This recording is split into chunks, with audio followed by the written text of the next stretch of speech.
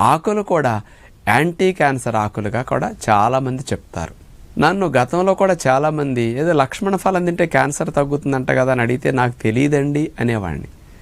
Scientific studies తీస్తే లక్ష్మణ ఫలం నిజంగా యాంటీ క్యాన్సర్ ఫ్రూట్గా గొప్పగా నిరూపించారనమాట వాళ్ళు.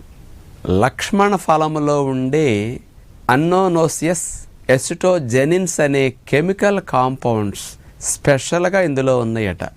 సుమారుగా 212 రకాల కెమికల్ కాంపౌండ్స్ లక్ష్మణ ఫలం ఆకుల్లోనూ మరియు పండ్లలోనూ కలిపి ఇన్ని ఉన్నాయట. అంటే అంతా మెడిసినల్ ప్రాపర్టీసే చెట్టుకి.